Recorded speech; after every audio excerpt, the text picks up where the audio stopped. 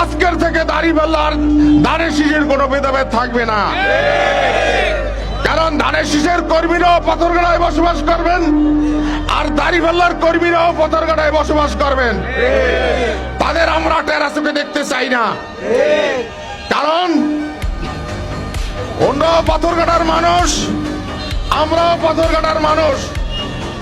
আমরা নির্বাচিত হয়েছি, যখনকার শপথ হবে তখনকার শপথে লেখাই থাকবে জনগণের জানের মালের দায়িত্ব এলাকার সংসদ সদস্য। অতএব আমরাও এই এলাকায় বসবাস করবে, ওনাদেরও জানের মালের দায়িত্ব আলাসুল ইসলাম মনি সাহেবের। আমি বিএনপি করেছি, আমি অতি উৎসাহিত হয়ে একটা জামাত ইসলামের কর্মীকে অপমান করব, তা কিন্তু হবে না।